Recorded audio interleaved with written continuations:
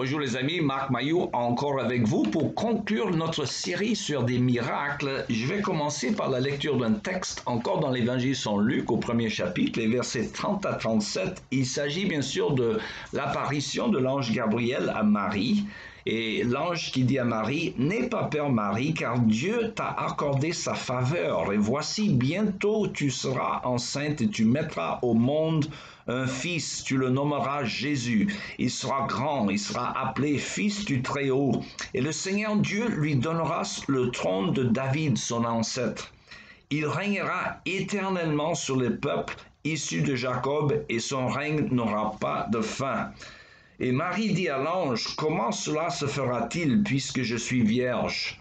Et l'ange lui répondit, « L'Esprit Saint descendra sur toi et la puissance de Dieu très haut te couvrira de son ombre. Et c'est pourquoi le Saint-Enfant qui naîtra de toi sera appelé Fils de Dieu.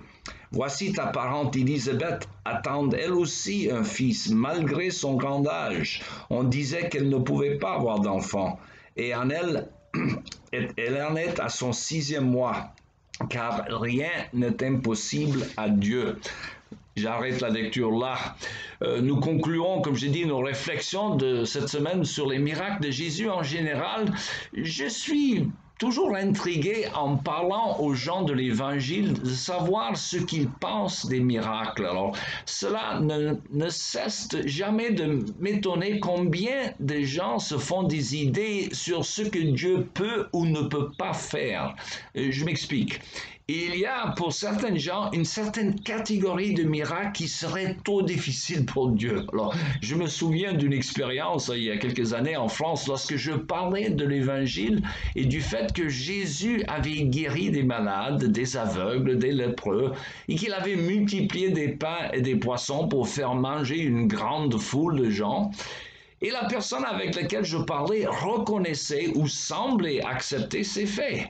Mais lorsque je lui parlais du fait que Jésus était né d'une vierge et qu'il n'avait pas de père selon la chair, car Dieu lui-même était son père, la personne m'a dit « Ah, mais cela est impossible. Personne ne pourrait naître jamais d'une vierge. » Alors, vous voyez, l'inconséquence de ce que cette personne affirma m'a laissé bouche bée. Bien sûr, humainement parlant, personne ne peut naître d'une vierge, ni marcher sur l'eau, ni ressusciter des morts. Mais pour Dieu, celui qui a fait surgir l'univers hors du néant par sa propre parole, il n'y a pas d'ordre de difficulté dans les miracles. Car des choses qui sont humainement impossibles ne sont pas impossibles pour lui. Alors, c'est frappant de constater donc comment, dans les premiers siècles, des ennemis même de la foi chrétienne attribuaient des miracles de Jésus à des puissances diaboliques. Ils avaient dit, les pharisiens avaient dit, c'est par Belzébob qu'il chasse des démons. Alors, Jésus a montré combien leur logique était absurde, que Belzébob ou Satan qui chasse Satan, cela n'a aucun sens. Son royaume serait divisé.